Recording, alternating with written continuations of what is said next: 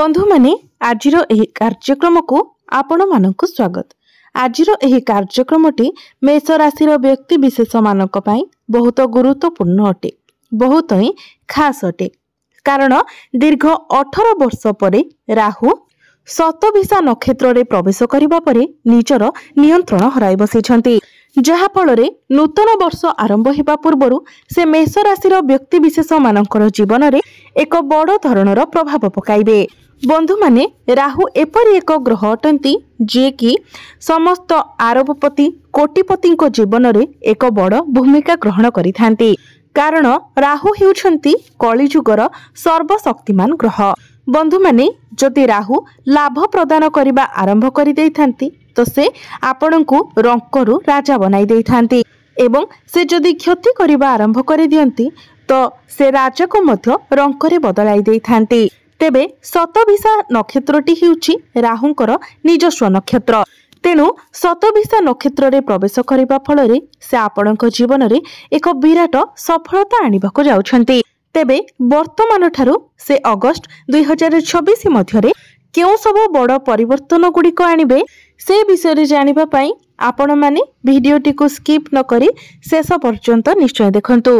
बंधु माने राहु पापी ग्रह रे गणा जाइथांती, तेणु से केबे भी कोनोसी व्यक्ति को संपूर्ण मात्रा रे केवल शुभ फल प्रदान करि नथांती। बंधु माने राहु सेतेबेले आपणको शुभ फल प्रदान करिथांती जेतेबेले आपण तांकर सबु शर्त एवं नियम को मानि थांती। तेबे बंधु माने वर्तमान ठारू अगस्त 2026 एही समय मध्यरे आपण सफलतार सहित जीवन रे एपरि एक स्थान हासिल करिवे जहा आपण स्वप्न रे सुधा भाबी नथिबे। कारण एही ग्रह निज भितरे परिवर्तन आनिबार एते बड़ शक्ति रखिछंती जे आपण ताहा कल्पना सुधा करि परिबे नाही।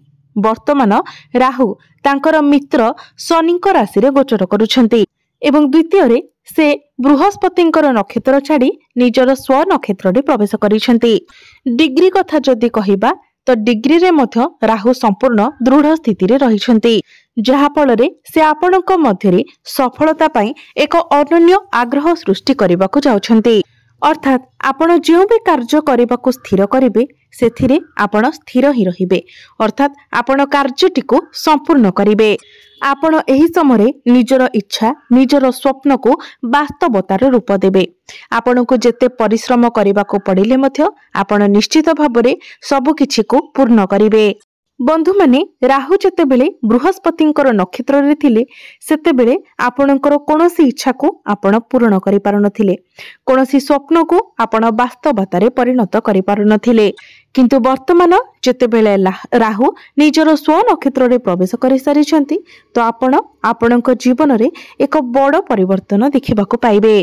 एहा आपणक मध्यरे एपरि एक स्थिति सृष्टि करिवो जोठारे आपण निजे मध्य भाबिबे जे आपण निश्चित भाबरे सफल हेबे। आपणक मध्यरे तीव्र एवं अटल भावना जागृत हेबो। केवल सेतिकी ही नुहे, शतभिषा नक्षत्र रे बसिथिबा राहु आपणकर सबु इच्छा को पूर्ण करिवार दायित्व निजे नेबे। एही समय आपण आपणकर आय रे वृद्धि देखिबाको पाइबे। आपण मध्य एहाको अनुभव करि पारिबे। आपण निजर आचरण उच्चारण स्वभाव चरित्र सबु किछि रे परिवर्तन देखिबाको पाइबे एवं एहा आपण निजे मध्य अनुभव करि पारिबे। एही समय आपणक मध्यरे कॉन्फिडेंस लेवल बढ़िबो। आपणक मध्यरे एनर्जी मध्य बहुत भल रहिबो। काम करिवार इच्छा आग्रह आपणक मध्यरे वृद्धि हेबो। राहु आपणको सफलता पथरे आगे नेबे। बंधु माने राहु हेउछंती वायु तत्वर ग्रह। तेणु जमिति पवनर झड़ मुहूर्तक मध्यरे सब किछि को बदलाई देइ थाए सेहि भली भाबरे आपणक मध्यरे एक तीक्ष्ण सचेतनतार झड़ बहिबाको लागिबो।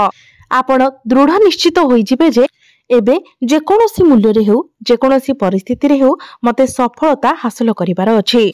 किंतु मने रखंतु राहु कोनोसी भी स्थान रे 100% शुभ फल प्रदान करि नथांती। तेणु आपणक पई एठारे सबुठारो बड़ सतर्कता हेउछि जे आपणकर भाई भौणी मानक सहित आपणकर संपर्क रे तिक्तता आसीबो। शतभिषा नक्षत्र रे बसिबा द्वारा राहु संपर्क रे क्षति पहुंचाई थाए। तेणु एही समय जदि आपणकर पैतृक संपत्ति रे विवाद हुए एही परिस्थिति रे आपणकर बड़ भाई भौणी माने आपणको ठकी देई पारंती। तो एपरि परिस्थिति रे आपण सतर्क रहिबा उचित, कारण एही ग्रह आपणकर संपर्क मध्यरे तिक्तता आनी थाए एवं प्रतारणा मध्य सृष्टि करि थाए। एहा व्यतीत शनिଙ୍କ परि राहुଙ୍କର ମଧ୍ୟ 3ଟି दृष्टि रहिछि, पंचम, सप्तम एवं नवम दृष्टि। एही समय राहुଙ୍କର पंचम दृष्टि आपणकर तृतीय भाव उपरे पडुछि। तृतीय भावटी होइथाय साहस एवं पराक्रमर भाव। तो आपणकर काम कार्य रे आग्रह बढ़िबो। आपण सफलता लाभ करिबा पई कठिन परिश्रम करिवे, ताहा चाकरी क्षेत्र रे हेउ किंबा जदि आपण व्यवसाय करूछंती सेथिरे मध्य आपण निज भितरे एही परिवर्तन देखिबाकू पाइबे। समस्त दिगरे आगकू बढ़िबा पई राहु आपणको प्रेरणा जोगाइबे। किंतु एही समय आपण जिते पारिबे निजर बड़ भाई भौणी हुंतु किंबा सान भाई भौणी हुंतु समस्तक सहित संपर्क भल रखिबा पई चेष्टा करंतु। विशेष करी संपत्ति रे विवाद, भूल बुझामणा एवं विश्वासघातकतार संभावना एही समय अधिक रहुछि। तेणु एही समय आपण काहाको भी आखि बुझी अंध भली विश्वास करंतु नाही।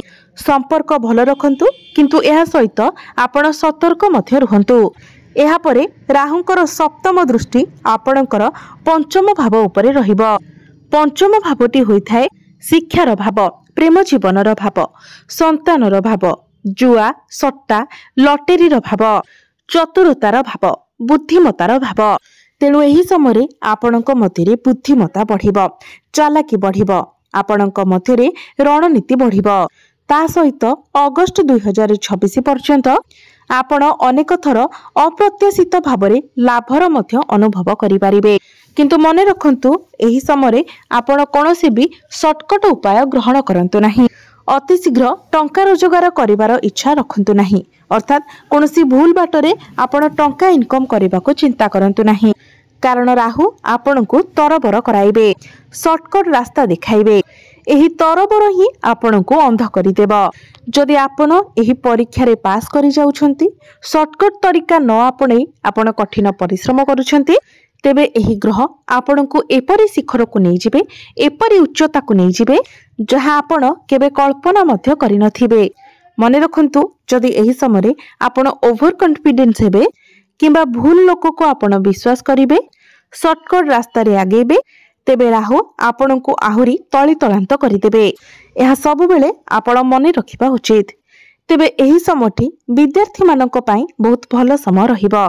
जदि आपण आईएएस, आईपीएस, बैंकिंग, एसएससी किंबा अन्य कोनोसी प्रतियोगिता मूलक परीक्षा पई प्रस्तुति हेउछंती, तो एही समय आपणकर माइंड बहुत शार्प रहिबो। पाठ पढ़ारे आपणकर आग्रह एवं उत्साह बढ़िबो। फलाफल मध्य बहुत सुंदर रहिबो।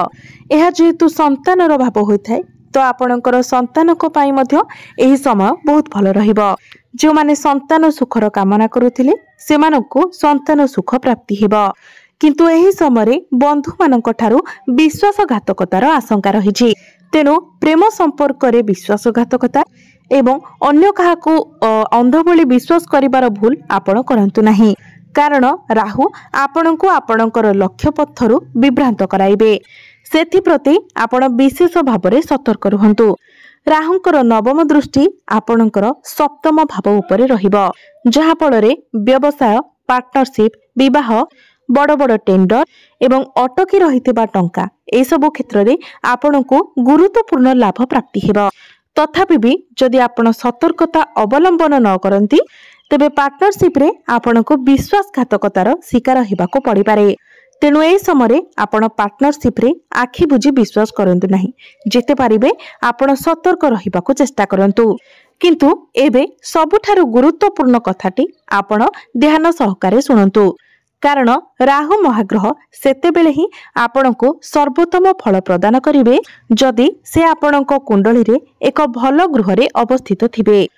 आपणकर जन्म कुंडली रे जदि राहु आपणकर लग्न स्थान ठारू षष्ठ, अष्टम किंबा द्वादश भावरे गोचर करुछंती, किंबा दुर्बल स्थिति रे रहिछंती, किंबा अष्टम किंबा नवम राशि रे अछंती, तो एपरि परिस्थिति रे से निजर नक्षत्र रे प्रवेश करिबा परे मध्य आपणको नकारात्मक फलाफल प्रदान करिवे।